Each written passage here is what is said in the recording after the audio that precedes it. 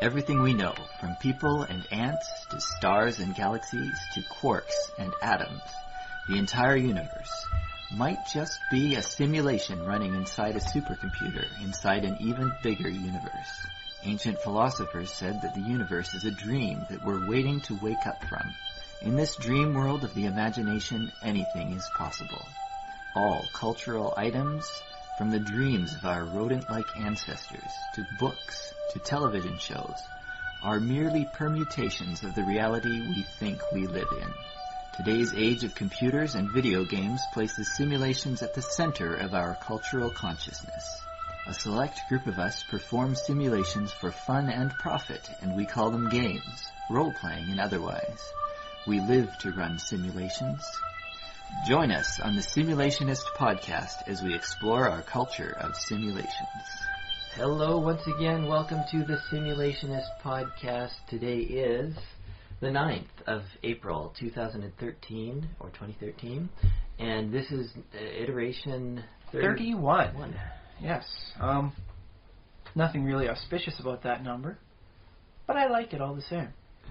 Well, I guess if the Simulationist was a month, then it would be the longest month that you can Well, if you were to listen to one iteration per day, it would take you a full one of the bigger months to listen to all of our stuff.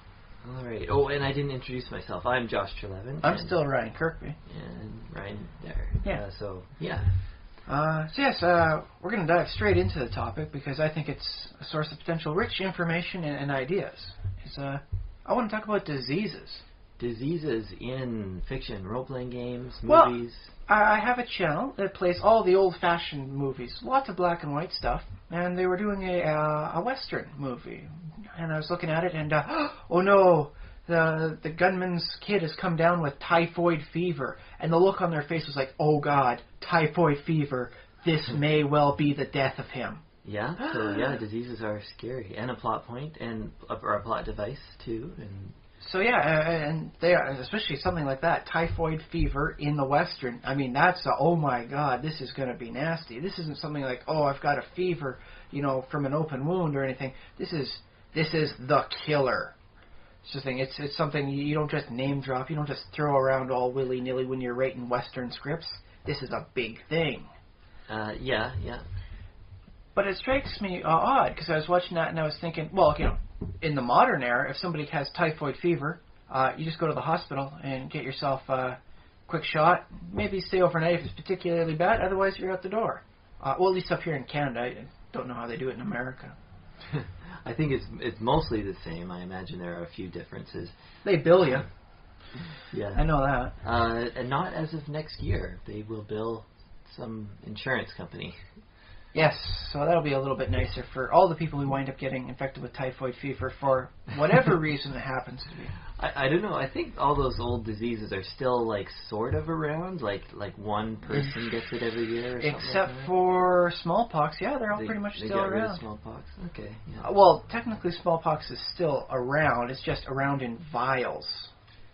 Okay. Yeah. Otherwise, it's eradicated more or less from society. So, diseases can be almost like an antagonist if you have a medical drama or something like that, like House. Oh yeah, with House. I mean, that's weekly. I mean, they could have a special guest villain sort of thing, like they have in Batman. For those of you who don't know the old Adam West Batmans, they would actually have special guest villain, appearance by and be like Randy McDowell or Cesar Romero. Right. I would really love seeing that at the end of House. Special guest, disease by Ebola. Well, yeah. Although Ebola is actually not too hard to fix up in the modern world. So. In our world, yeah, we have it pretty good. I mean, there's always the worry of superbugs and stuff, and antibiotics. So take your medicine fully. Don't stop just because you feel well. You're part of the problem. Okay. Well, you need to expand on that there. Well, a lot of the reason why the superbugs are becoming superbugs is because a person would be popping the pills to help them, get rid of the bug. They're prescribed some antibiotic yes. because they have a disease or some infection. They pop their pills to help them get better, and as soon as they start feeling better, they stop taking the pills. they still have the bug, the virus, the bacteria, whatever it is that's causing the problem in their system, and this less than lethal dosage that's being given to them allows them to survive a lot better, and so they help build up immunity that way. You're part of the evolutionary reason we have these superbugs. Part of the other problem is the whole kills 99.99% of bacteria. The reason that 0.01% stays is because it's resistant to... Yeah, because it has some sort of mutation that makes it resistant to the whatever you're using, the antibiotic, or if it's some kind of... household cleaning spray. Cleaner, yeah. And so that 0.1% grows out, and next thing you know, it's no longer 99.99 because you're growing so much of this stuff that's proven resistant over several times. Yeah, so we think we have diseases licked, but, they keep coming out with new ones. It requires a lot of effort on everybody's part to make sure they're dealing with it properly to help stem the tide of the production of these superbugs.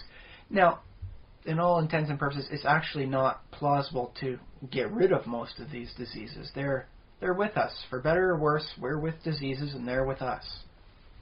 Yeah, and the other thing, you got to remember about bacteria and viruses to that extent is they're natural and they do their own roles. I mean, some of them can have very nasty effects on us, but the fact is most of the bacteria are beneficial. Yeah. And I don't know how viruses work, but they're not beneficial. Not beneficial. No, there's never ever. Well, there's a few that are technically benign in that they're not actively out, destroying your cells and infecting you and doing other stuff, but they're never really good. So yeah, the best you can hope for with something like a virus is non-antagonistic in this case. Oh, okay, yeah. But yeah, so we've got it good. So, diseases aren't that big of a thing unless you're dealing with specific odd things in medical dramas and the like. Yeah, and I mean, we have people who get sick still, in our society. Oh, but yeah. it's a lot. We have cold and flu season. I mean, we just accept that as a fact. That's almost crazy. The more you sit down and think about it, it's like, oh, that's a nasty cough. Yeah, cold and flu season. It's like who's just accepting this, man? Just get yourself some NyQuil, crash for the night, and feel up the next day feeling great. Okay, and you shouldn't go to work if you're sick either. Well, you shouldn't, but let's face it, there's a lot of systems where you don't get paid for not showing up, or there's nobody to replace you if you're, phoning in sick. Yeah, that happens. There's supposed to be rules in the real world about there's supposed to be rules that you get sick days because of you're supposed to take your sick days. And then there's places where, it's like, well, you can phone in sick, but we just don't have another employee to replace you, so please come in anyways. Admittedly, that's not the best system, but I've seen it from both ends. Places that give decent amount of sick days and places that give none. Yeah. And honestly, okay, in the places that give a lot of sick days, I see people taking sick days with air quotations around them because it was a sunny day. I've come down with, solar lure-itis. I just want to go outside and enjoy the sun today. In my mind, though, as long as you don't get 3 sick days at the beginning of January and be like, well, who wants to take their sick days in January? Anyways, you get your 3 sick days and you immediately take them off. I don't think anybody should do that. But if you, that's sort of what they're there for, is they're there to be a little bit flexible. So if you need to take that day... Well, theoretically, that is what they're for. And there's a lot of evidence in studies proving that when you make sure to keep these sick people out of the workplace, you actually have a benefit to that because other people don't get sick. Yeah, that's what I'm saying. And so you have more people working, better productivity. So it actually behooves almost every industry to avoid, the sick people, from coming to work. You keep them out until they're healthy. But not everybody sees that far ahead. No long-term thought to that. And they're like, oh, we need everybody here working all the time. So what if your D&D hero gets sick? Should he stay home? But that's another thing I've seen, too, is in stuff like D&D, it's treated like a status ailment. Same thing with video games. You are diseased. In things like Diablo, it'll be like a hit point loss over time. In stuff like the Final Fantasy series, it might mean stat reduction. It might mean some other little things. But it's basically just, oh, here, take this. Now it's gone. It's just a small detour, something that slows you down rather than actually being really serious. Yeah. Well, in sort of like in modern times, you can get sick and then you take your Dayquil, and your nose isn't running. You don't. But why do they have effectively what is Dayquil in like a Final Fantasy game? Maybe because it would be too much of a slog if your character got sick and you're just like, well, I guess he's staying home. Unless it's, of course, part of the story, in which case it doesn't matter what items you have. Yes, Eris dies in Final Fantasy VII, but that Phoenix Down isn't going to bring her back because that was a plot point relevant death. Well, isn't it also the case in like things like Final Fantasy, where it's a single-player role-playing game? You can just go sleep in a bed, or do they have beds in Final Fantasy? I can't remember. Almost exclusively, yeah. That's where you can just go to rest. There's a bed there, or an inn, or something like that. I presume the inn has beds. I don't think Final Fantasy is timed then, right? Like, I mean, some events might be, but... Some stuff, they keep track of how long you've been playing, how many steps you take, and other weird little things that don't really matter. Mm-hmm. But no, just because you took, what is the equivalent of 5 days walking around to fight monsters to level up, the bad guys didn't go off and do their horrible thing, and now the world's destroyed. Nice job, hero. So in a video game, or basically, a story, a simulation, you skip like, you can either say, okay, you take an antidote and it's magic and it heals you and takes away the effect of the sickness, or you take this 5 days to recover, or however long or 6 months of being bedridden with fever, and then, okay, after that you get better and you're back to the action. But here's the thing, in Final Fantasy, they usually give you so many characters, you can't use them all at once. So it wouldn't be that bad to say, okay, the character is diseased, now has to spend, like 5 days, in like a bed rest type area, or twice that many days of stat ailments if you decide to keep using them in combats. Well, that's an interesting mechanic to add. So that way it's like, okay, this character's sick. They go to bed to rest, I'll bring in this other person. Yeah. It's not like you don't have a few spares. Well, did you ever play... I played XCOM, and they had multiple characters in XCOM. Oh, yeah. XCOM has some interesting lethalities to it, though. And, well, I remember my guys kept on getting wounded, and then I wouldn't have a full crew the next time because a wounded person can't be sent out on a mission. Or at least in the version that I played. They might have Which is probably smart. I mean, do you really want somebody with a broken arm fighting aliens? Sorry, I would have shot at the alien who was firing at you, but it's my trigger finger, is attached to the hand that's broken. So I've just got a stun baton in my bad hand. Sorry. Yeah, I guess that makes sense. So I guess you're wounded with me now. So, hey, but it's the other arm wounded. We'll just walk together. It'll be okay. So, yeah, it makes sense for that, Because, these guys are supposed to be professionals. You don't send wounded people into combat unless you're nuts. They do that all the time in D&D. Well, yeah, in D&D, and of course in D&D you don't actually have penalties for being wounded, although, it's hard to say. I would like to see that, and that is a topic I would like to save for another day. Wounds, fatigues, and wear and tear. Oh, yes, yeah. But, we can talk about that, at least cursory stuff about that, because I know in Shadowrun they do have that sort of system. You're 1/10 dead, you start suffering penalties to almost, like lethal, you're bleeding heavily, gut wounds sort of thing. -3 to all these penalties. Yeah. Well, it's true because in movies and books and stuff, you have characters that get very injured, and I'm thinking of the recent Prometheus movie, where I won't spoil it, I guess, but she's running around very injured. Very huge damage. On the other hand, it is technically the future, so you can argue she's doing a little bit better than what you and I would expect because future medicine helped her, which is effectively the same as a little magic. Okay. Yeah, I guess so. Magical healing. But yeah. Or at least, I don't know, like magical body glue to help keep everything together. Yeah, and what's another one? Die Hard, he gets very injured and he's walking over glass and... Yeah, that's nuts, man. I don't know what was working for him on that day, man. Yeah. On the other hand, sometimes, I was listening to another podcast about what happens when people get shot, and a lot of, if it's not a high-caliber weapon, a lot of times when people get shot, it doesn't take you down first shot. No, and that would be something I would really like to see more in movies, too. You say, yeah, blah, blah, blah, and they still, come at you with a tire iron. Well, it happens sometimes with that dramatic effect. It's yeah, like, but blam, it blam, blam, tends the to guy's only getting really shot. be for the people that have names and, character and plot points and all that. No, the average mook goes down with a single shot to the gut. Although, mind you, if I was a mook and I got shot in the gut, oh no, you got me, I'm just going to act dead until the paramedics arrive, hopefully within 4 hours before I bleed out. And, I'll be okay later on. And, oh, yeah, you got me, hero. Haha. And then collect a pension for the rest of your life. It depends on what kind of mook you are. You could be a business mook, but if you're, like a hired gun mook, well, you just got to patch that up and go find yourself another person to hire on with. Well, do you remember the evil overlord list? Oh, yes. Does he provide good insurance? I think he does. Yes, good health insurance for his minions. Insurance for his minions, so... So yes, you want to be working for someone like that if you're a mook. Yeah. But yeah. So back to diseases and something like that. Oh yeah. D&D, it's okay. You got to make so many rolls to succeed. You do take stat damage, so it can be something particularly nasty, but it just doesn't have the same potential dramatic feel as the Western does, where it's like, oh no, you're diseased. This is a big nasty thing. D&D, it's like, okay.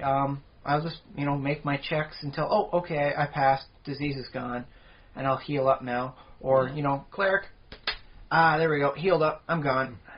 Well, diseases are, I guess they're somewhere between life and, getting hurt and wounded and death, because obviously you would prefer your character to be alive, I would think, but on the other hand, a disease kind of makes your character less fun to play, or less your hero less fun to watch?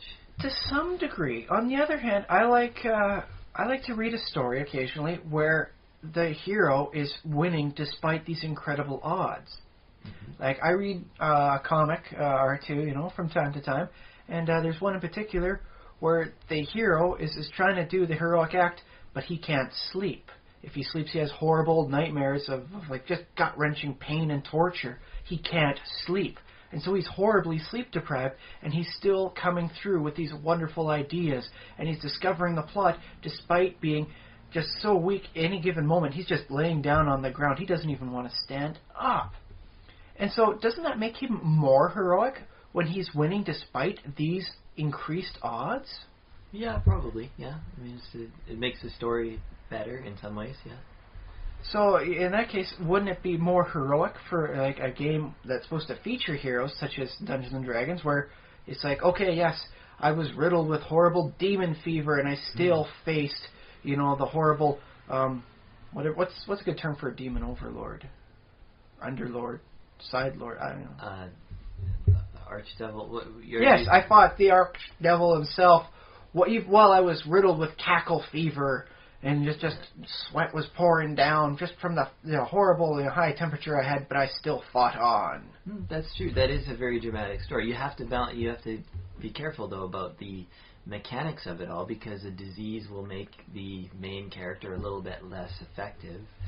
I guess you could fight past that and roll really well, or something like that. So I was just so awesome. It doesn't matter how many status ailments I had on me. I had 5 diseases at the same time, and I still beat the demon lord down to his knees. Yeah, that's good. I guess I shouldn't be thinking of this in so much meta terms, because from the player's point of view, it shouldn't matter if the encounter is balanced or not. They should just enjoy the fight, right? Theoretically, yes. But I do find there to be an extra wonderful sense of satisfaction of winning despite increased odds. Now, it's not to say I'm okay with oh yeah, it's almost impossible. You're second level. It's a great old dragon, how are you going to win? It's but if I do win, it'll feel much better. No, that's just ridiculous hardship. I'm talking about even when the circumstances are against you, even when all your plans fail, and you're forced to go up against the big bad on his terms, you still win. That's just, that tastes like good victory. Not just, oh yeah, I walked up to him and I beat him, because he walked into my trap. It's no, that's good stuff right there. That's a heroic tale. Get the bards in on this one. They're going to tell a good story tonight. Yeah, well, yeah, that's good. But I also like how diseases work in other formats. Like, okay, we're going to keep with the electronic style. Let's move away from Final Fantasy and work it with Diablo series, where in which case the corruption, both from having a demon lord embedded in your forehead sometimes, as well as the corruption of these evils, acts as what is effectively a supernatural disease. And I like that from a storytelling perspective. Because, for those who played Diablo 2 and seen the cutscenes, or well, I guess you don't need to play Diablo 2 to see the cutscenes. It's all up on YouTube now, I suppose. Right. You see the protagonist from the first game as he slowly starts losing himself to the demon that's in his forehead, Diablo, as he starts losing and becoming more corrupted. And that's a wonderful symbolism for disease when taken to the supernatural side of things. Okay. Yeah. What, nothing else to say on that? Did you ever play the Diablo 2? No, I didn't. Oh my. I'll have to lend you my copy then. Although, you poor soul. When you mention like corruption in video games, Diablo obviously brings to mind World of Warcraft, which I do have played, and Warcraft 3 I think introduced the undead.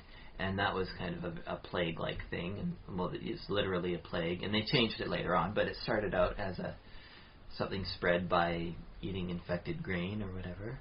And then there's those mystical cauldrons that just spewed out the horrible, nasty zombie gas. Yeah, that was featured more in World of Warcraft as something to do in the plague lands. Yeah. But yes, I think that's a nice thing to work with too. Is zombies. Zombies mean a lot of things to a lot of people. Yes. Sometimes they represent when you're out and about in public and all these people are just walking about, and not paying attention. They're like zombies. They're not like real people. They're not like paying attention to the world. And sometimes it's seen as overpopulation. Sometimes it's seen as like mass consumerism or whatever it is you really want it to mean. But one of the key things for zombies is, yes, they bite you, you become a zombie. That's a good infection right there. Yeah. A nice way of showing plague statistics. Yeah, and actual like academics have done models based on like this kind of idea because it's sort of similar to like how disease is spread and that whole... hopefully with less biting in the real world, but you never know. Yeah, it could be spread through a bite, or it could be often like just coughing or and without covering your mouth because you're a slob. Yeah, something like that, or handshakes, or touching doorknobs, or things. For goodness sakes, people, if you're gonna cough or sneeze, do it in either the pit of your shoulder or in the crux of your elbow. That's the don't just sneeze onto your hands. You touch things with your hands, unless you're doing I suppose if you're doing like a hoedown, where you gotta, link arms around at that, then then you're in trouble. You're potentially mixing stuff up. So if you're going to a hoedown, definitely just sneeze or cough right into the shoulder itself. Into your shoulder, yeah. So, but yeah, keep aware, man. Just if you're sick, be careful with what you're doing. They even showed that on MythBusters. They put it out with a chemical dye up Jamie's nose. You can't see it except under UV light. And then they had him practice different things with unaware people and see how the whole thing spread. Yeah. It turns out if you take a little care, with what you're doing, there's much less chance of you infecting other people. So, don't be that nasty, horrible person that just doesn't care. Right. But it's definitely an interesting way to look at how they spread. So it's clearly a nice way of going about that. But they use the zombie plague as an analog for just a random plague. It could be any number of real-world diseases. Or fictional disease. I mean, it's Ebola X, whatever you want to call it. I imagine one of the reasons why they don't use real-world diseases is because the temptation is always, when you're examining a model like that, you'll say, oh, well, we know this about this disease, so we'll just treat it that way. It's like, no, this is an unknown disease, the only thing you know about it is that it spreads. And from there, how do you combat it, or how do you to study how it spreds, or whatever, through the various vectors through which it will go through a population. Yeah. Zombie plagues. The zombie, all the movies involving zombies are wonderful things to show the power of a plague. Yeah. Even when technically the zombie thing happens because there's a comet trailing dust, whatever, all over the world. And yeah, I don't really know whether the zombie plague is scary to us because we're not scared of disease anymore, or because there's a remnant fear of disease within us. It could be both. They're playing on you from both ends. I guess it could be a little of both, yeah. But yeah, in movies, this plague thing is a very wonderful plot device. So I'm wondering, why in some genres of fiction, it's just seen as like, oh, this is kind of boring and this is not a big thing. Okay, let's get rid of it. Then, you're cured. Okay, and that's it. And let's go on to other things. Yeah, well, in some cases, that's what it just takes a sentence to say that. And the other thing that happens is when a main character gets bedridden or whatever by a disease, or say they can't they can't adventure because they're bedridden, they go on a different sort of adventure. They go on maybe an adventure in the mind. Maybe they dream something, or maybe they write something. Maybe they read something. Maybe they read the story of another adventure. You have so many stories about people who get into reading and writing and academia because they were sick as a child and they picked up some book. You get a lot of that from the. I used to be a pure class barbarian, but then I came down with a pretty nasty sickness. Had to spend a couple months in bed. Picked up a level in Wizard. Yeah, and they say about H.P. Lovecraft that he was a sickly child. And well, I mean, just look at his writing. Some of that's pretty sick. Yeah, sure. But yeah, I like that idea about picking up a class and a level in Wizard. That's one thing. It's a nice backstory for a wizard, It's like, well, I was fairly bedridden as a kid because, diseases swept through, and there was a nice mentor who helped me out. He'd come down, and, whoever could read, he'd help out with that. Next thing you know, I become his apprentice, and, that's how I fell into the whole casting spells gig. First spell I learned how to cast was protection from diseases.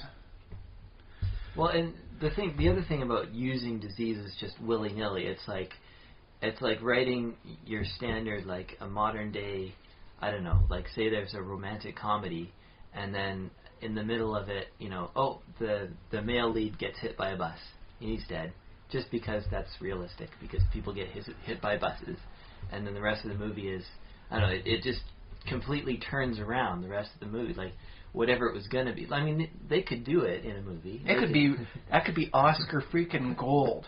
Fall deep into love and all of a sudden death, and the rest of the movie is just dealing with tragedy. Written correctly, it could be a very eye opener for people that suffer from this post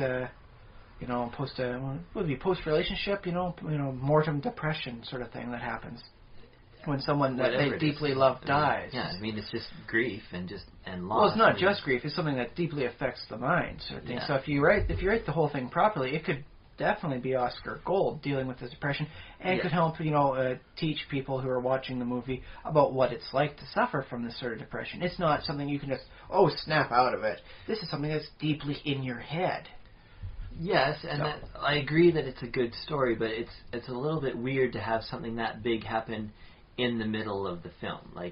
Often what you'll do... Act 2, the death of the loved one. Unless it might be some turn, but it seems more likely to me that you'd either put it at the beginning, and then you can... Because the story is the story of the person overcoming grief, right? But you've got to become attached to the person who dies to help understand the grief. So the person has to stick around for a while, which means they fall in love. You see what a decent person they are. Maybe not perfect, of course, but decent person. Then Act 2, bus. Yeah, no, I wouldn't take a whole act to introduce the person that you're just going to kill for that effect. Basically, I just think that's not. They do it in comics for a decent amount of characters. Created just so they could die, so that the hero has something to mourn. And I think that which is probably bad writing. It has caused a lot of trouble, I'll say that. Yeah. But people are complaining about it, so clearly they felt compassion for these characters. So there's something to be said about developing the attachment and then removing it so you can help understand the loss. I just think the second part of it was not written as well as could be. Mm-hmm. Oh no, my love is lost, because it's comics. They have to keep going and keep going. So, oh no, my love has been lost and dead now. I mourn.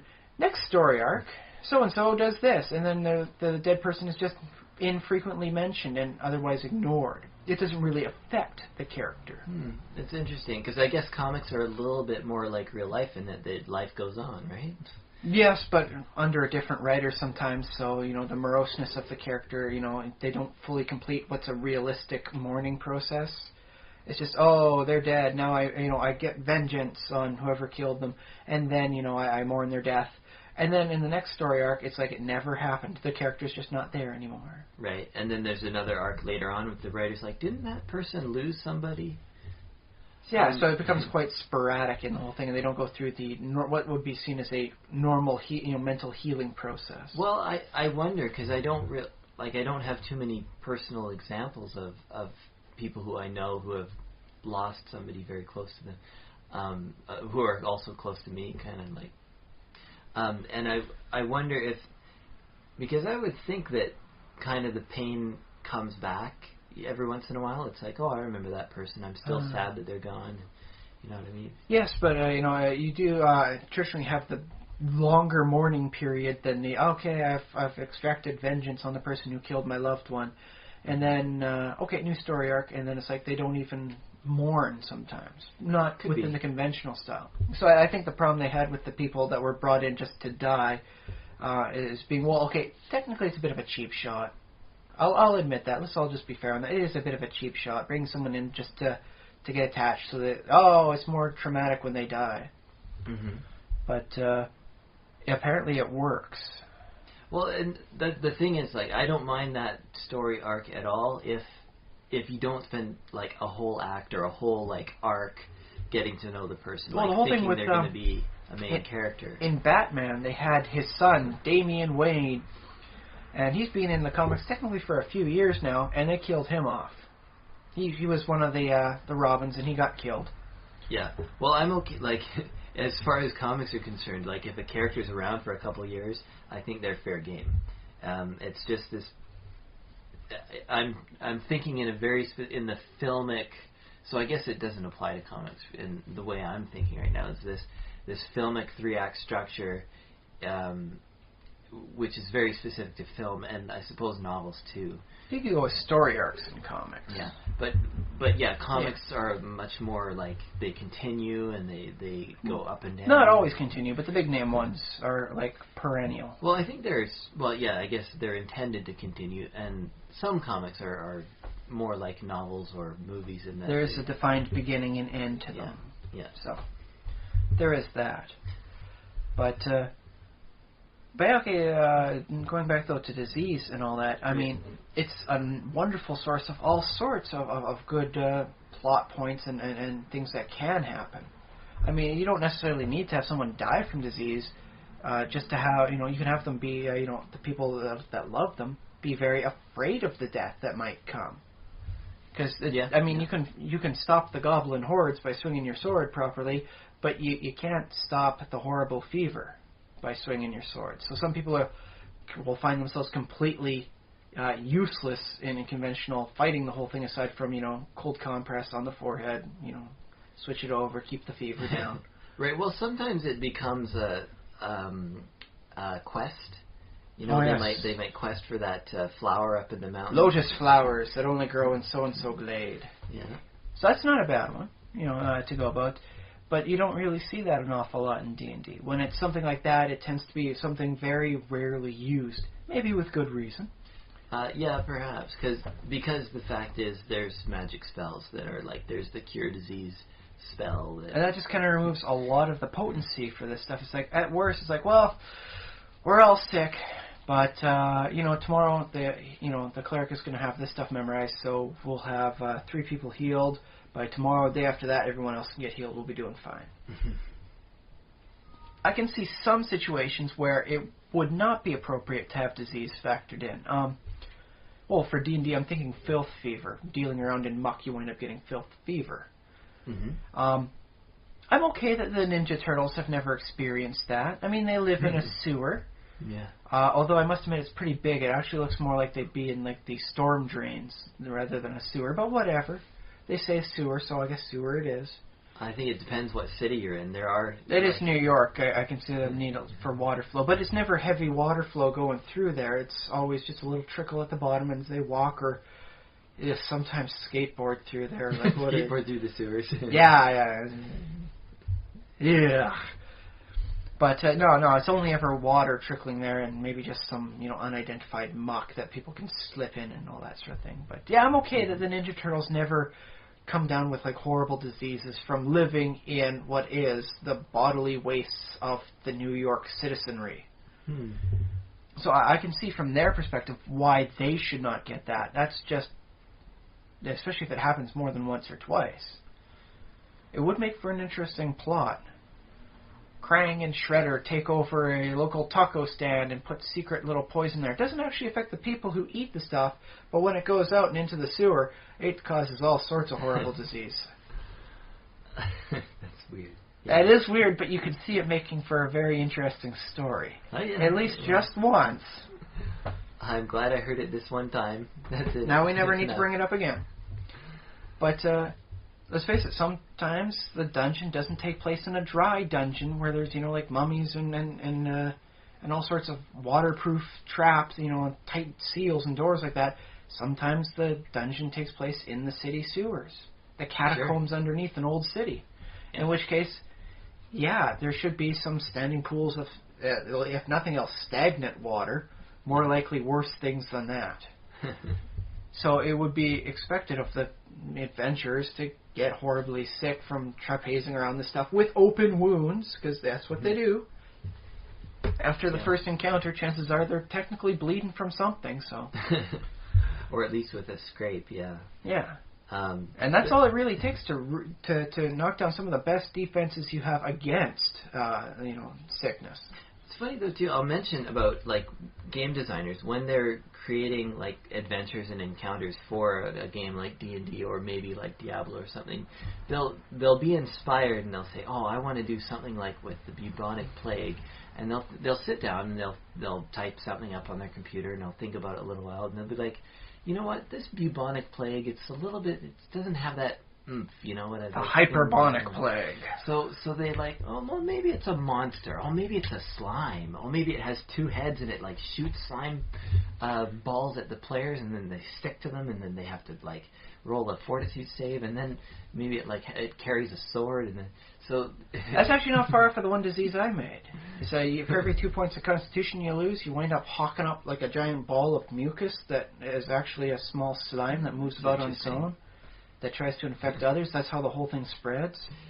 I was just thinking, like, game designers, they can have a lot more fun. They don't need to think, like, I'm rooted in reality here. Well, they tend to approach a lot of problems and want to turn them into that fightable monster that D&D does so well. Well, let's face it, D&D is based around the combat system. Yeah. That is the core of itself.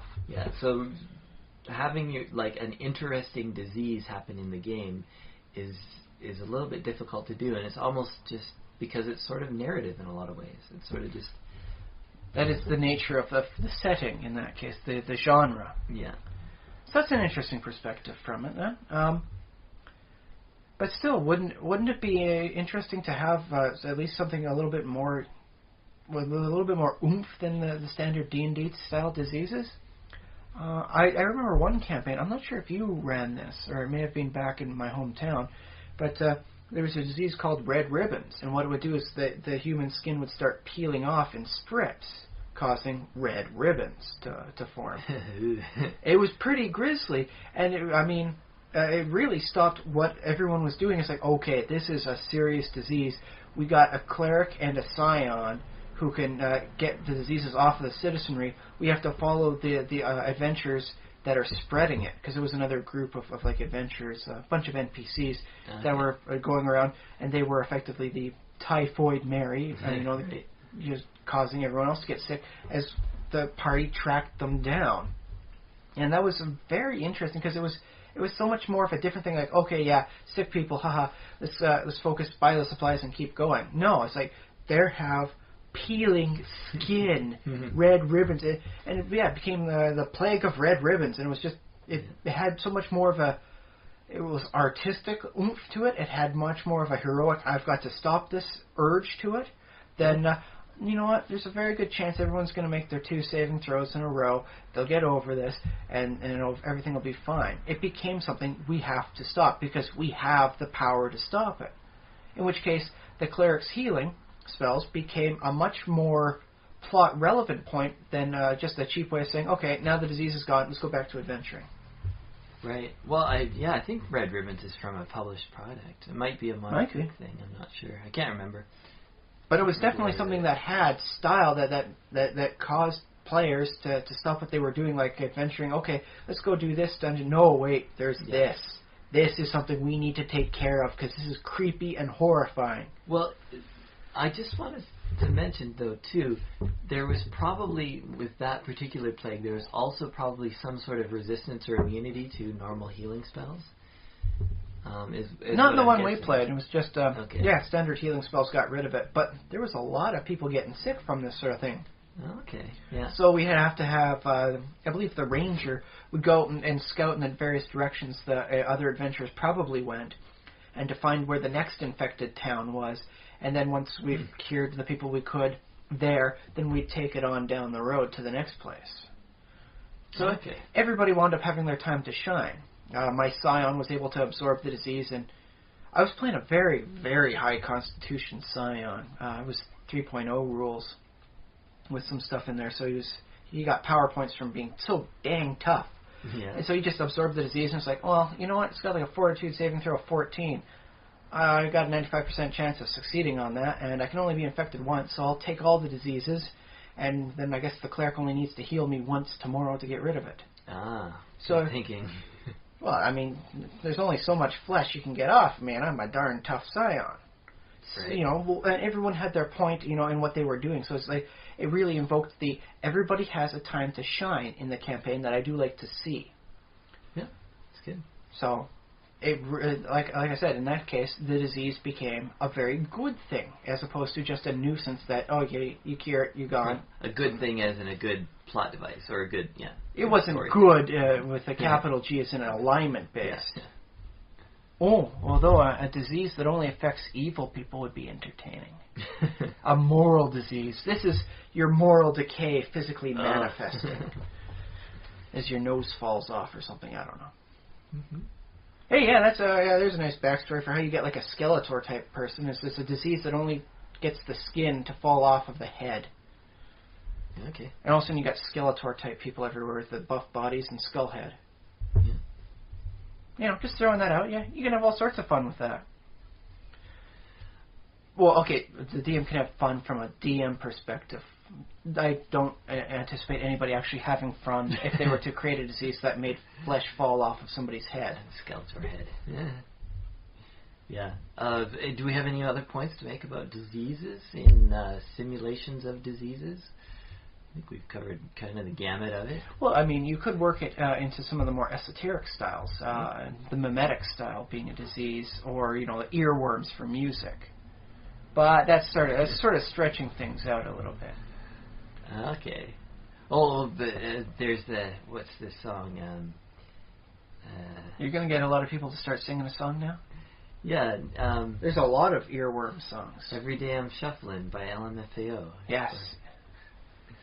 Oh, that was an interesting one because they actually, the music video that played off of like a zombie plague, in which case you would get infected by the sound and that would actually transform you. Now that's a very interesting way to go about it too, especially if you want to look at it from a D&D perspective. An evil bard being able to play a song that would infect those who listen to it. That's cool. And wasn't there like a Disco Fever song too? Or yes. Disco Inferno about some kind of fever? There's a Boogie Woogie Flu. Boogie Woogie and Flu. Yes, there was a Disco Fever. There was Disco Fever. There was like a song called Disco Fever. I'm not sure if it actually involved a fever that made you disco, but that would be kind of entertaining too. So yes, there's all these potential for, especially in a game where you don't actually have to it's not like creating a disease in like a game where you code it up and you have to work out the whole thing like that. Mm-hmm. You just have to say it's a disease. This is what happens to it. These are the effects. It's very easy in something like D&D to create. So why don't you have more entertaining diseases? Well, it's very easy to create, but it's also like if you don't if you don't put a lot of thought into it, it's just the cleric will be like, my character sheet says I can cure disease 3 times a day, so I'll just do that. And then you have like the mummy, like mummy rot, which technically isn't like a disease. It's actually like some sort of weird curse, depending on the edition you read. Sometimes it's a positive energy virus that causes your body to slowly like blow up on itself at a cellular level. That's cool. Other times it's a curse. Sometimes it's a magical disease. I gotta say, I don't really like it in a lot of situations. I have had characters get infected with mummy rot, and it just happens at such a quick speed that there's not much you can do about it. I remember one quick, just like print it off and a play it campaign we're doing one night. I think you might have been in that campaign where we got mummy rot from a mummy, and there's a salve that has so many things of mummy rot for those who search. But if you're searching, according to the rules, it's such a large room, yes, you're most likely to die before you actually complete the time needed to search for it. Yeah. So there's something to be said about the virulence of the diseases, too. How quickly should it affect? Should it be something like, that takes like 1 to 3 days before you finally see it and before you finally come down with the disease? Or should it be something that happens really quickly, right now? Or it might be something that happens in combat. Well, it could be that, and I guess the real-world explanation for that is there can be such a disease that's almost instantaneously acting. It's theoretically possible, but the problem with that disease is it kills people before they have a chance to spread it. Well, I recall that the Black Plague was not just one disease. There was technically a couple variants on it, right. And there was one where you could be infected with it and then die within 24 hours. Yeah. I think it's one of the ones that was carried by rats predominantly. It wouldn't affect the rat, or I guess technically the mites and whatnot that were on the rat. Yeah. But it would kill a human within 24 hours. So that was pretty nasty, and that's pretty bad. But how about this for like the mummy rot? It ends. It goes away if you kill the mummy. So then it's like you're infected with mummy rot. You can't leave this fight. You are going to be dying. You better kill this damn thing. Otherwise, its mummy rot will get you. Yeah, that's an idea. I don't know. So that works well for supernatural creatures, demons and that sort of thing. You come down with, I think it is cackle fever. No, that's hags. They got something like demon chills or something like that. Yeah. You kill the demon, the disease goes away because it's half curse, half disease sort of thing. Yeah, but you imagine, well, that can work in some circumstances, but you also imagine like... Well, it definitely plays to the D&D. This is a combat situation. Yeah, and that's, like, I'm saying that can work, but also you have to, in some cases, you have to think of, like, the motivations of the demons who are, like, concocting or breeding these diseases. Or they just have it as a natural ability. There's some sort of... Well, okay, we'll go with the Kevin Smith stuff. It's one of the feces demons. Yeah. It just has a horrible, like, whatever the worst thing that feces can contain in it for diseases. Yeah, but the thing about, like, demons and, like, evil creatures and stuff is they want to hurt you and affect you after they're gone. Like, they want to, they want to be able to inflict that and have a lasting effect even. With demons especially. The whole, I spite you from beyond my death. Yeah. So it's fine to have some demons that kind of work that way, that have a disease that only affects while they're alive, because maybe that's practical for them. I mean, if you're using build points or some kind of system like that you've created, then you might not spend your build points on hurting people after death, because that's a little bit like, what's the point? Not too good from a PC perspective. Really good from an NPC perspective. Yeah. And also, like, if there's a mad wizard, or if there's like a king of the demons that's like breeding new demons, and he's like, how can I make these even more evil? Well, he can make his minions, like, sure, they die real quick, but they have a disease that, like, sticks with the characters forever after. Unless, of course, they remove curse or whatever. Or let's visit the upper planes, because apparently they're able to move from back and forth, sort of thing. They're moving through the planes, apparently, if they're going to attack these groups in number. Yeah, well, again, yeah. Although, I will say, just as a quick aside, I would like to see more exploding upon death demons. There you go. They do happen to exist more often in the movies, because, hey, explosion, any excuse for an explosion in a movie. So it'd be nice to see that in a gaming perspective. It dies and blows up. Yeah. Or you could have a demon that has a disease, like, that spreads, but only if you kill it. and as spores explode as a self-destruct mechanism. Well, that's an interesting one. Then you have to just subdue the darn demon, and then find a way to kill it far enough away that it's not going to happen. Exactly. Okay, so you subdue the demon. We go back about 4 ranges for the archer here, and he's just going to plink away at bows at the thing until he drops him down to 0 hit points. Yeah, and then just never go near because the spores last for 2 to 4 days. No, then we'll chuck some fireballs down that way and just burn the area clean.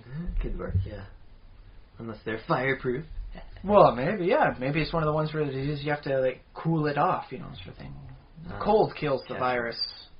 But heat just makes it dormant for so many. You cast a cold ball, which the wizard didn't prepare that day, but that's okay. You can wait till tomorrow and prepare it. See, and that sounds like much more fun than, it's just like, okay, you're going to have to wait 1 to 3 days before this disease takes effect, in which case you're going to lose so much dexterity and, I don't know, we'll say wisdom in this case for whatever disease it is.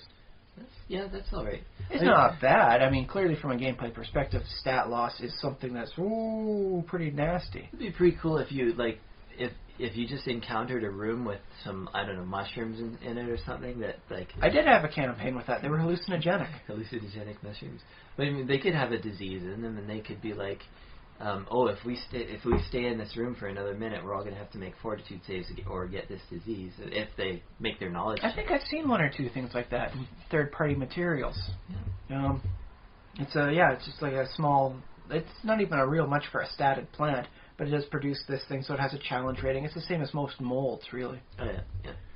But it seems so much more. So why hasn't this been done more from a standard D&D? Why did they just work with stat damage and then you work through it? Well, are we talking about the effects now? Because the effects. Because diseases, the standard diseases in D&D are very, I'll call it lame. Okay, there's not too much of a bite to it unless you stay sick for several days. There's not too much to really to work with. I mean, you can role play it and make it sound a lot more severe. You were attacked by a night hag, and then the next day the wizard's just giggling to himself wherever he goes. That's kind of creepy. Yeah. When it's really just like the cackle fever. Yeah. Well, I think cackle fever is kind of creepy in itself. But it just doesn't have the same. We've described some very wonderful diseases today. Well, I just want to say that a lot of what we've been throwing back and forth is wonderful from a gameplay perspective, not from a I want to get sick this way perspective. Right. We're in a bizarro world where disease is good. Disease is entertaining. But the way that we've been able to do it is often we've either combined it with a creature in some way, either before or after the creature dies, or combined it with a mold or a slime or some kind of ooze monster or something like that. Well, don't forget that being infected with a mold is not that far off from being infected with a disease. So that wart you've got, that planter's wart, is mold on your system. Yeah. So is that really that far off from being diseased? So you think there ought to be some kind of warty disease in the player's handbook, or not? I guess it would make for a nice little one. It's just like, okay, now you got warts, you suffer a charisma penalty. Haha. Okay, I'll say this. I have read some of the adult D&D products with their magical STDs. Mm-hmm. And honestly, I got a huge laugh out of Snake. The name pretty much tells you exactly what happens with that disease. Okay. But it was just so much more entertaining than other diseases that have no other effect other than role play it like this, but here's the mechanics of it if you take these stat damages. Snake didn't actually cause any stat penalties, but you did have to make a grapple check anytime you needed to use a bathroom. Okay. See, but it's just things like that. There's so much more that can be done. Why did they decide that, okay, for the diseases we're going to put in D&D... Oh, I understand why they didn't put that disease in the Dungeon Master's Guide. Right, yeah. But we've described some very entertaining diseases. Some very thematically good diseases that would be very entertaining for the players, as opposed to it's just a nuisance. Cleric will have memorized the spells tomorrow morning, and then we'll get this off of us. The end. Okay, well, yeah, sure. And they should put more thought into diseases, I suppose. Yeah. Because I'm just thinking about poisons, and they had much more a list for poisons. They had a wonderful page-long list for poison. Mind you, most of them did the same sort of thing. The only one that was really different was the drow poison, which puts you to sleep, which might be easily converted into a nice narcolepsy type thing. You know, like with the mosquitoes that give you the sleeping fever. Not a bad thing to go about it. It's like, okay, and all of a sudden you're going to have to start making fortitude saves as your body's starting to shut down. You fail, you fall asleep until you get injured. Now, I guess I'll continue on the topic of diseases, and we can throw poisons in there a little bit too, because let's say like you have an ongoing D&D game, and unfortunately right now we don't have one. We still want to get a couple of games going. We're working on it. People need to be in the right spot. It's hard to play a game when they're several hours away. Yeah, we have some other players who are potentials, at least at this stage. But yeah, so you're playing a D&D campaign, and it's kind of ongoing. It's like Monster of the Week kind of deal, or whatever. Dungeon of the Week sort of thing, or whatever style you do. If it's a big dungeon, maybe 2 weeks. Take the dungeon. But do you really want to have a new disease each week, or do you like? No, it's just the same way you don't want to fight, goblins every week for the whole thing. It's nice to throw in as a wonderful melange of things that happen to you. You don't want to go through a dungeon that's just traps. Right. Although I suppose you can get away with that if the traps were interesting enough and you have a full rogue type party. Might be entertaining. Well, sometimes traps are something like this trap summons a monster. It includes the summon monster spell, which is... Okay, so you can have some nice variety there. But by and large, you don't want to have just a trap-filled dungeon. Right, you need some variety. Yeah, you want more variety in there.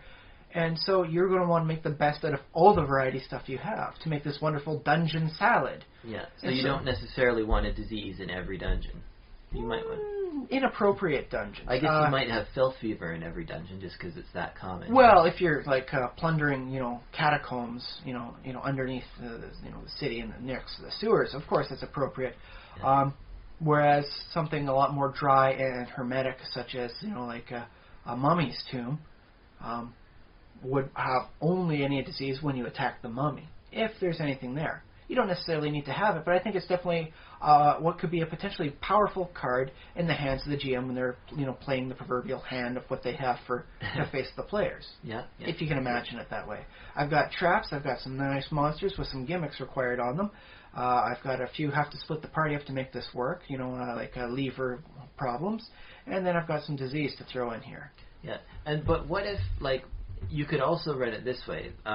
What if disease was a major factor in the world and it was kind of hanging over the characters' heads the whole time? That would be a very interesting thing to play. Yeah, to play in a setting that effectively is evoking the sense of the Black Plague times of medieval Europe. Now, would you do something like that in Ravenloft? Could you integrate that? I believe they have had a few things like that. Yeah. They tend to focus more on stuff like poisons and things where it's treachery and it causes you to be more suspicious of things. But yes, they do have diseases that go through. Mask of the Red Death, I think, is perhaps the best illustrated example of that, being referenced from a short story or play. I forget which one it started at, where death is involved as during a plague and just go read the whole darn thing. Mask of the Red Death. Well, if you can find the stuff. But there's a short story on it about a bunch of rich people that are having a masquerade, while there's a disease going about. But they're okay because they're not touching these diseased poor commoner folk, and so they're having their party in a secluded castle.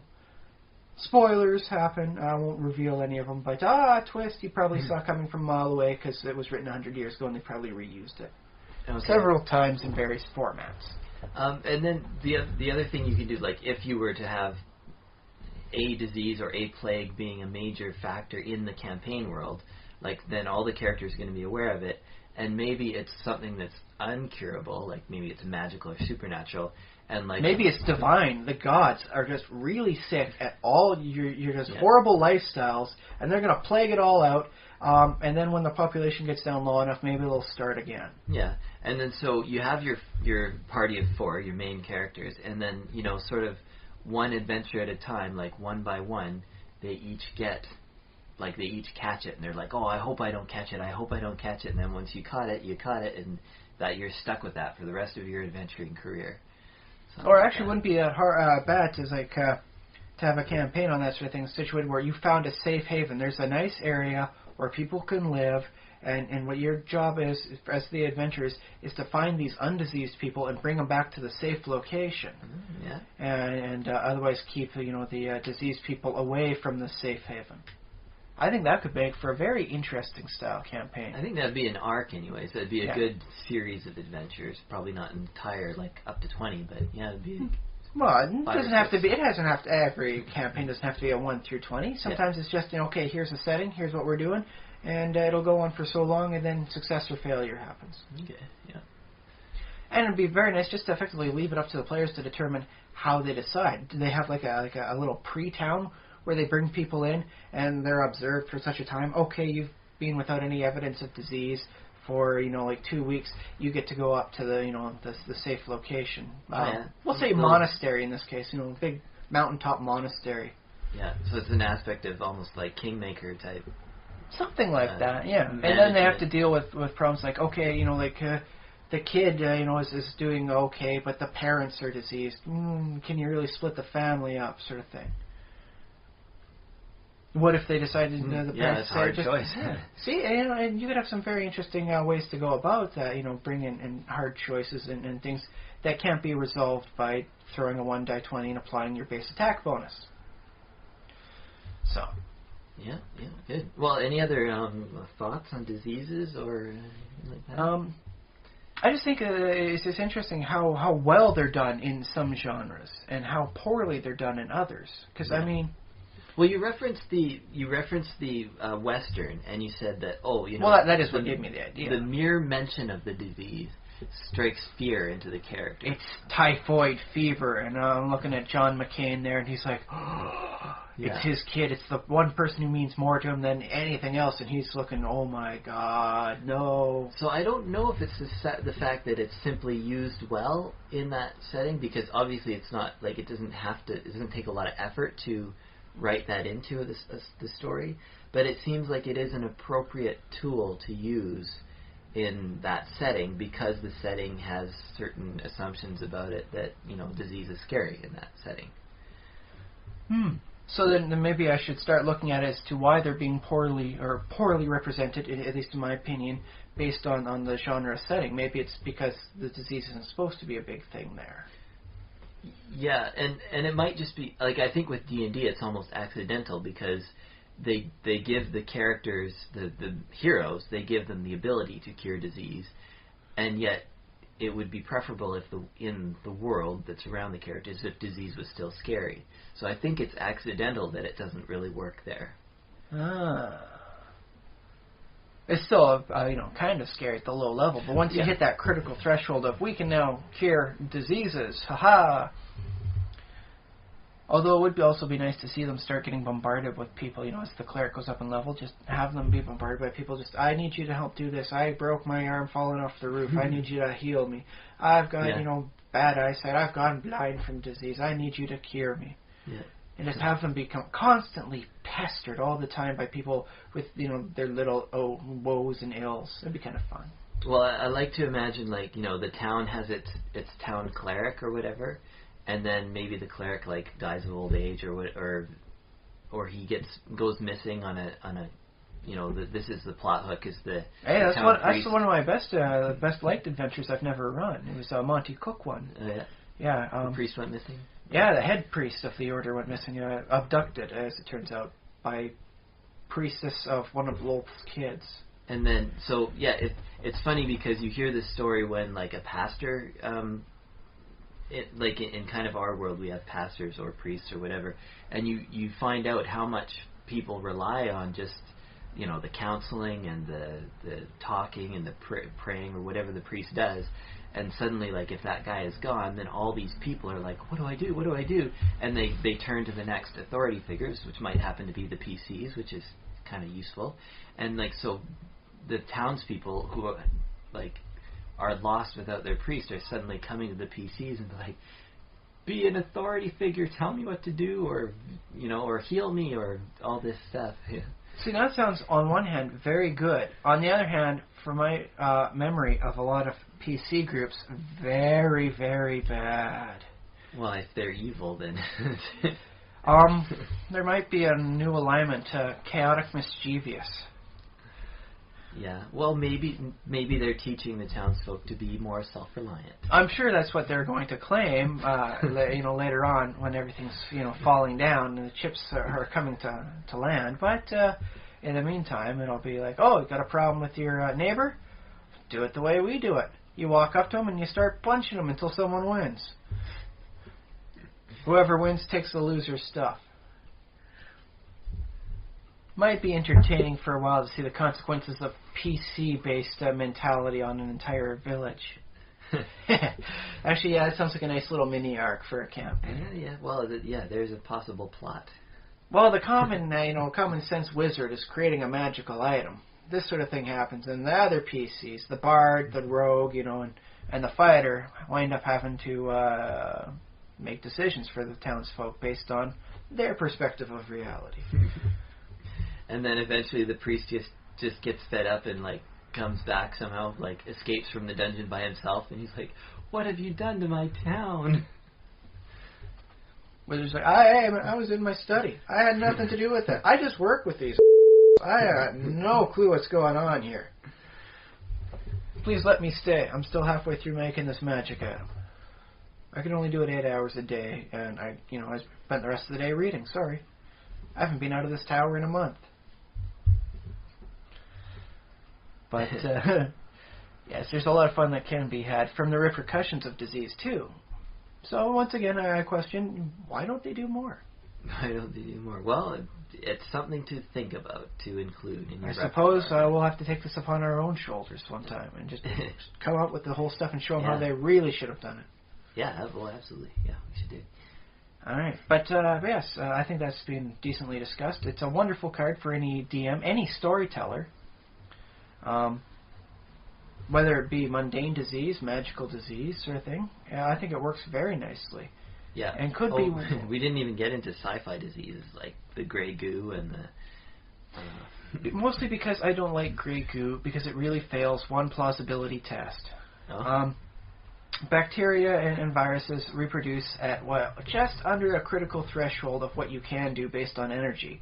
Where is the gray goo getting all this energy for it to make more of itself? If gray goo incident happens, it's going to find itself competing at an equal level with all the various microbes that exist in the microflora and fauna of reality. But what if it can... it would be interesting as a pervasive disease in that case. What if it takes advantage of cold fusion? Like the... Micro cold fusion? Remember Doc Brown's... 1.21 gigawatts. He has the car from the Fusion. Future. Mr. Fusion, that's what it was. That is a little big for most microbes, and micro machines and nanobots to actually use properly. Doesn't fusion happen on an atomic level? It does happen on an atomic level, but it's really hard to create fusion in a stable environment when your machine is slightly larger than the particles being bombarded. Yeah, that would be difficult, yeah. I mean, the obvious answer is, they're all solar powered, but you know what? Technically, so is a lot of the stuff in the soil that's, going to be competing with the gray goo. So yeah, it may make for an interesting invasive species on the microflora level, but it wouldn't cause a gray goo incident where it's always growing. Because don't hit it with lightning guns, I suppose. Dirt and rocks and other items, even some plants, are basically already at the lowest energy level. The most efficient energy levels possible. Right. Yeah. And there's the Borg. The Borg are kind of like a disease. Yes. I remember X-Men comics with their future person Cable. He's got the techno-organic virus. If he doesn't watch himself with his psionic powers, he starts going all Akira and going all sorts of crazy, creepy stuff with horrible, just giant tendrils coming out everywhere. Do you think that the Borg nanobots have the same? I think they would have a very similar problem to the gray goo, because the Borg nanobots, they somehow make metal and plastic or whatever components out of the person, out of their body, right?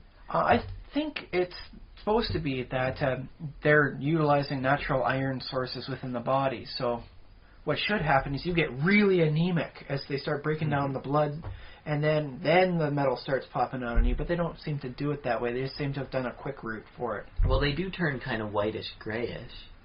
That's about as good as they've gotten. They've never shown like no, I'm fatigued. I can't run anywhere. What's going on? And then all of a sudden metal starts sprouting out. No. Actually, another thing about the Borg is they really should simply be bedridden for like several, well, if not days, if like months, in order to actually have all those implants somehow like attuned to the body. Although I suppose if the Borg were doing some really interesting subtle things with their teleportation technology, they'd just be teleporting in, raw materials from like a source. But they don't seem to do that. That would be interesting when the Borg come down to like assimilate. They come down with like this giant, metal thing, whatever, just tubes and wires and all sorts of little all the gas components. Yeah. And what it is it just starts getting teleported on a very micro level into the subjects as they're infected. Their infection with the probes just gives them a nice area to locate. It's like the beacons that they use for when they really need to teleport sensitive materials. Would have been an interesting route, but they just went the quick way about the whole thing. They didn't sit down to talk it all out. What would be really cool and what would be, a nice dramatic thing. They went, okay, now you're infected. You're one of us. Yeah. Say la vie, for the purposes of their storytelling, they didn't need anything more than that, really. That's funny. Isn't there a game of tag that's like that, like infected tag? Yes. That kids play? Yes, there is styles like that. That's quite fun. And then the last kid still not infected is the winner. Yeah, and then they become it for the next round, and then it goes the opposite way. Yeah. It'd be interesting to take some tallies on that to see who's the most likely to get bitten by zombies in that case. But, Yeah. This person is always the second person to be infected. They are totally what we're going to call zombie bait. Yeah. But with the drones and all that for the Borg, it is very...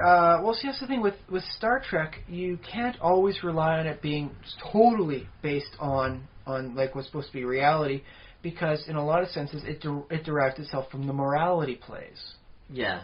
True. The things that happen are like metaphors for things happening in real life. Yeah. So, the whole episode where they have the guy who is black on white side and white on the other facing the guy who's white on one side and black on the other as a metaphor for, the ridiculousness of racism. Well, yes, it's a metaphor, but also, like, in that case, I don't find that biologically implausible. No. I mean, it is something that could happen, but it's clear it was not designed to show, you can have this sort of thing happen to because we've seen things like that with cats. Yeah. But it's clearly supposed to represent this is an allegory for racism. Sci-fi always has had a wonderful history of utilizing this sort of fake disease or this sort of alien race to show something that they weren't otherwise allowed to talk about on TV. Yeah. I remember a few episodes of The Twilight Zone where Rod Serling managed to get on there simply because, no, this isn't about the terror of us getting nuked. This is just, us showing a science fiction thing. Wink, wink, wink. It's clearly not based on our current fears at all. And then, if we're talking about diseases and zombies and the Borg in stories, then also they're a metaphor for the things that we find difficult to talk about, like AIDS, for example, is one.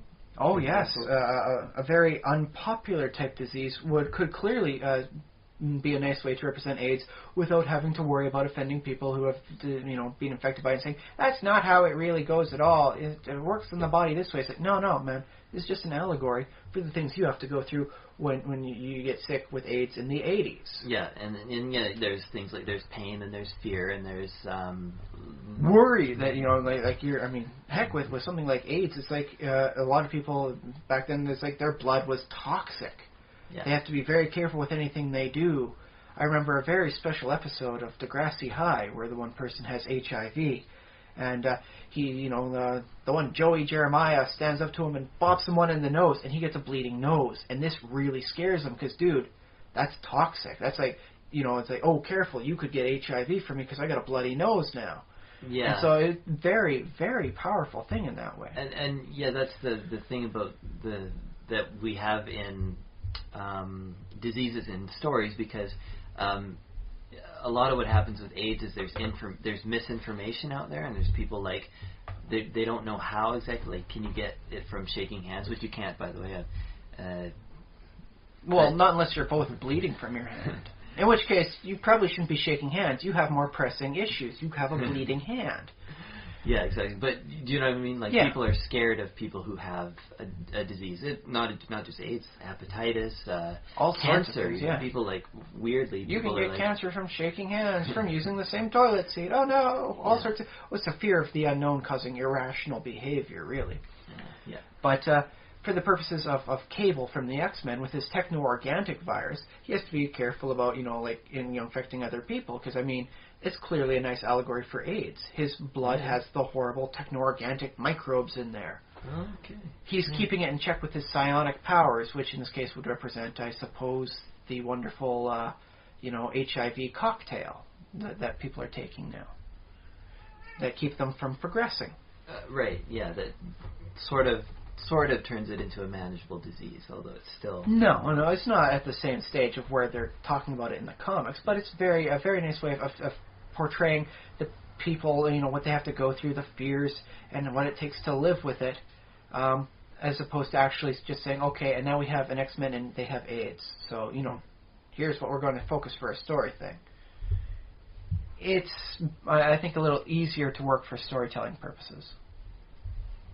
Plus, with Cable, it allows him to go, all tentacular crazy whenever things go bad, instead of just, now I'm sick and have to be in a hospital bed, because anything could kill me. It's like, no, crazy, techno-organic tendrils, blah. You know what else is weird about Star Trek, too? Oh, what up? Every so often, every few episodes, there is a virus of some kind that maybe it makes them all act weird, or maybe it turns them all into animals, or something like that. But at the end of the episode, the entire crew is finding it. Well, maybe like one guy dies or something like that. A few red shirts. Nobody with an actual name dies. But if you look at Columbus's voyages and stuff like that, it's a pretty irregular occurrence that many of the people on your boat would get sick, and you'd come back home with half your crew. Well, mind you, they didn't necessarily have a medical bay on any of their ships. Medicine at that time was so much cruder than anything they have on the Enterprise. I think they would have had a ship's surgeon, but yeah, his tools would have been quite crude, and it's always funny when Dr. I will say though that there was a decent amount of times that the original Enterprise crew got sick with some sort of alien problem.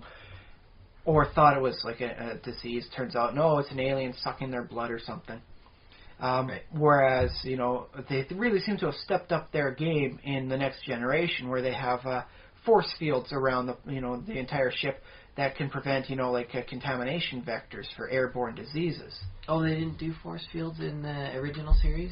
They had them, but it was something you kind of had to set up in the wall, and it was in specific rooms, and it was more like cages, for prison. Oh, yeah. Then more than just okay, set up corridor beams, for this here, there, and the other spot. And okay, that stops them. Now the person is running around, diseased, is stuck in this area. Let's go get them and heal them up. Yeah, that's funny that they wouldn't think of that application.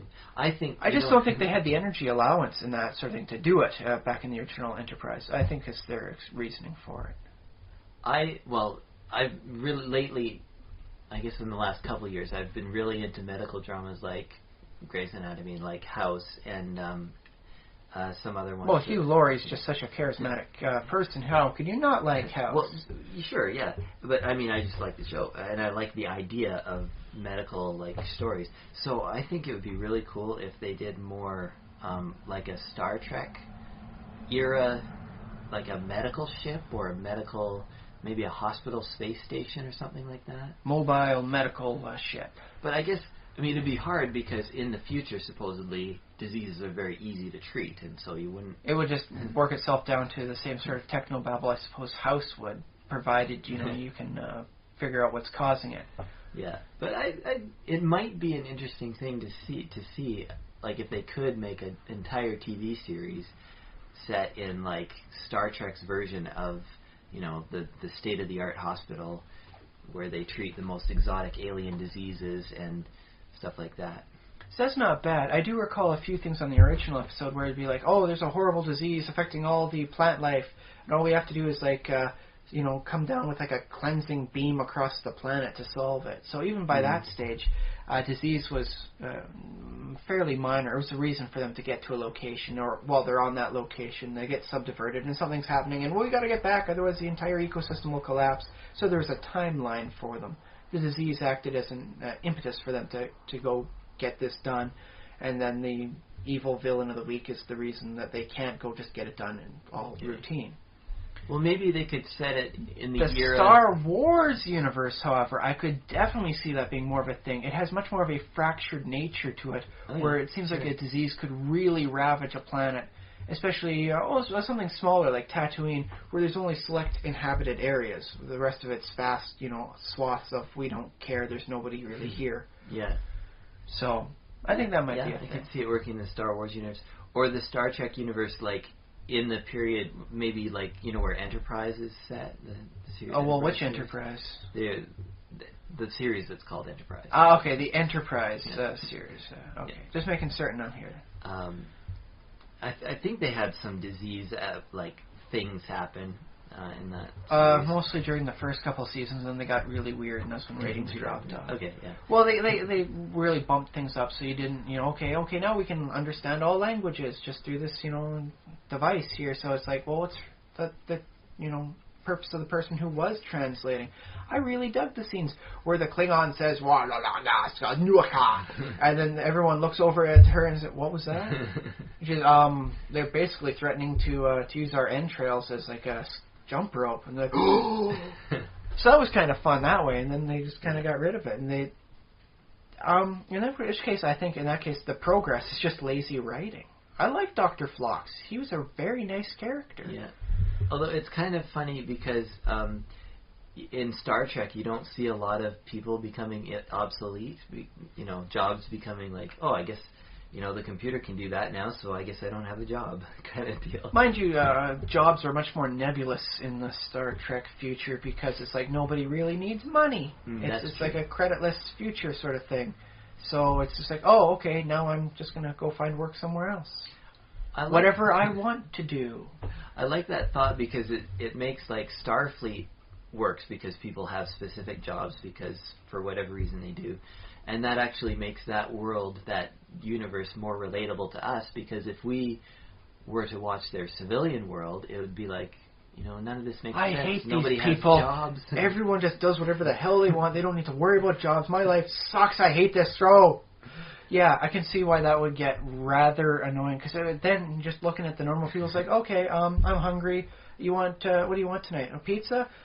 Replicator, make us a deep dish pepperoni. Well, yeah, and that's the other thing, that the show would be so boring because it'd be like, what would people in the future, like, what do they even do on a day-to-day basis? I mean, I guess you can go, like, go skydiving out of orbit. The thing is, basically, whatever they want to do, they're at the point where the needs are met by technology to such a degree we become unencumbered by such needs to, like, I have to work. It's more like, I want to work. Yeah. I want to do this. And the only thing holding you back is you. You're just not a good enough holo programmer to become, the best holo programmer. You're just going to be a pure hobbyist on that. Yeah, but you could, like, because you don't have to worry about time. Like, if you wanted to spend all your time on holo programming, you'd go ahead and do that, and you don't have to just be content with being an amateur because you can spend the time that's required and get the education that's required to become the best holo programmer. And that's why it would sicken all of us in real life watching the series. It's like, oh, his hobby is now his effective job, and he doesn't have to worry about money? Jeez, what a wonderful life he lives. I really want to watch this for the rest of the season. It might not be that, but it might just be that, like, everybody in the Star Trek world, like, I guess if they're not working for their... there are the colonists, out, colonizing a new planet. They gotta work. They gotta make sure because they don't have all the luxuries of the wonderfully developed world. Yeah, but if you're imagining like someone living in the developed world, they probably spend most of their time on things like entertainment and on the holodeck. So they're telling stories. So if you're telling a story about people telling stories, why not you just skip the middleman and tell the story that they're telling? Which maybe they all watch Star Trek too. Like maybe they watch their own version of, you know. Do you suppose the Federation tales. puts out like propaganda? You know, like they have their own Star Trek series in Star Trek, showing wonderfully hyped up tales of like how awesome it is to be in the Federation and be on like the flagships, you know, that they have that goes off to these wonderful areas. And it's like because it's hollow programs, they can have like, you know, physics is secondary. So so something happens and Worf, you know, in the series, he just like does a triple backflip and just starts punching people in the back of the neck and just spine shattered. I took care of that problem. Well, instead of having the Worf effect where everybody seems to take them down just to prove how tough they are. I guess in Star Trek you have to think about storytelling technology a lot differently, because you can tell any story visually, like as good as, you know, your cinematic movie, just by, you know, a person can say, oh, you know, computer, I want to see a scene of 1,000 orcs in front of me, and I want to see, like, you know, build Helm's Deep over there, and the computer will do it. So I don't know if there's necessarily the same demand in that world for the storytellers, the people who put that all together, because anybody can have any story they want. Well, yes, but let's face it, if you can't tell a good story, no matter how much you have available to you, you're not going to create a story that's great. It'll just be 10,000 orcs attacking Helm's Deep again. Computer, run the simulation again. This time, put me in it with a shotgun and a chainsaw.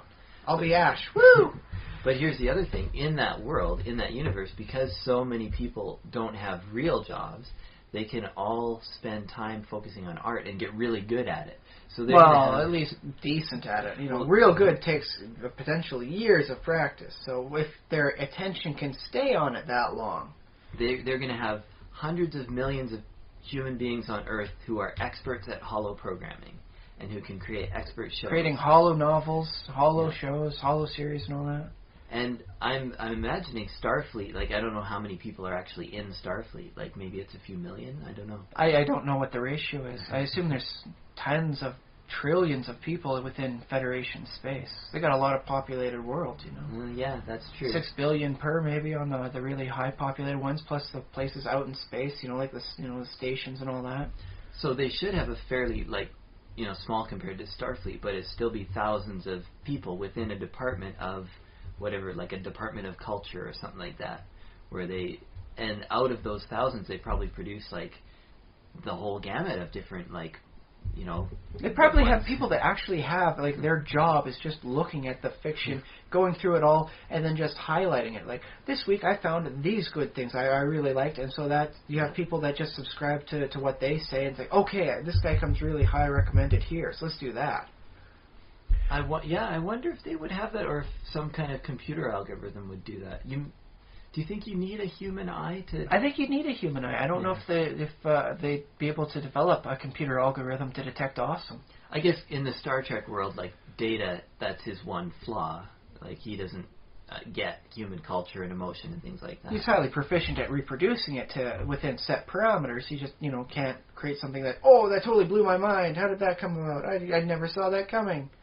But I mean, just looking at my YouTube suggestions, right now it's very primitive, the algorithms they use. However, it often brings me cool stuff. Like, it often brings me what I want to watch. And sometimes it doesn't. Provided, but that's within the set parameters of, you've liked this, and here's other things in a similar vein. It's not like, you really seem to like, like Pandora program. It'll say, this song has, like, so many keywords, like a singer with a growly voice. It has, jazz music. And so it'll look for common themes in amongst your stuff and start extrapolating from there. Mm-hmm. So that you might be able to find it. But then you can dig even deeper. And I guess if you want to get really creepy, you could hook it up with, like, the information that comes in from the people who do the data mining on everything you buy. Yeah. So it's like, okay, you're this kind of person. It's proven that people who like this also seem to like this. So even though you've never shown any interest in this style of music, because you have similar purchasing habits to these kinds of people, we think you'd like this. Yes, I mean, I imagine. By the way, if anybody from Pandora, is thinking about, like that, and they're listening to it now, go for it. That's a good idea. That's a very entertaining idea, and possibly the best use of the information that's floating out there that probably won't creep people out. I thought you were going to recommend us and all the other podcasts. Well, there is that, of course, too. And we've been speaking for just under 90 minutes. We're going to be catching up on it soon, so... Okay, in that case, I will say, for the whole thing about the Star Trek within the Star Trek, I have been told for the Star Wars, their clone saga isn't what actually happens during the Clone Wars. It's what people in the Republic are watching as like a fictionalized, series of events, which is why they're so much more awesome than in the movies. Oh, I like that idea. It's a propaganda campaign, which actually kind of fits with the theme of what's going on at that era. Support them, buy war bonds, and all that sort of thing. Yes. So yes, we really got off on the disease at the end there, but yeah, we did. Got into Star Trek. So okay. No, here's the thing. The Wraith Blades for Tolkien, you get stabbed with them, and you've got like the Wraith disease for the rest of your life. Is that a curse or an actual or like a magical disease? My first response would be as a curse, because I think they mention it being a curse, but... well, mind you, Tolkien did very well to make certain that he didn't, state things from an objective point. Learned, yes. Objective, no. Okay. So what some people say is a curse could just be said, oh, yes, it's very nasty and it'll last for a long time. It's a curse. Without, thinking, like, okay, how do we break this down? Did we run any tests on Frodo? Okay, then the test came back negative for Wraith spiritual disease. Okay, it must be a curse then. Okay. So. Well, dear listeners, you may have more thoughts on that than we're able to fit into the end of this episode, so please drop us a Facebook comment or YouTube. Especially if you can find a situation where there actually was disease in Tolkien's work, because I really can't think that up in my mind. Just I can't remember off the top of my head either, but that's what the listeners are for. Our learned listeners out there. Yeah, leave us comments. Facebook.com/TheSimulationist. TheSimulationist@gmail.com. Stitcher, I don't know how you get us there, but type in Stitcher and The Simulationist, I'm sure you'll find us. And every other social network, if we're not already on there. Well, we're not on MySpace. Oh, yeah, that's true. I should set up a MySpace. Or Google Plus. I'm not sure if we're on there. Although, if we have the Google accounts or anything, we're probably on Google Plus to some degree. I don't know. We'll have to double check. I think I have yet to press the button on or pull the trigger, whatever you have to do. We're ambiently connected to Google Plus, but we're not actually there. So, focus on Facebook. I'm not sure if anybody's on Google Plus. That's the thing. I think there's about 1 million people now, but I don't know if they're active users or just grand tally. So. And what else? We do our best to make sure we're on as many different ways for you to contact us as possible. So, whatever system you're using to listen to us, find out from there. It should be fairly easy. Yeah, and whatever you are listening to us, there's always comment boxes on iTunes. There are rating systems. You don't have to give us 5 stars. Give us as many as you think we deserve. And reviews are always nice. Leave a comment on the YouTube stuff. That should be fairly easy. YouTube has comments enabled. And I think I've covered... pretty much everything, yeah. Covered it all. So yes, until then, stay healthy, take care. And, send us money. Bye for now.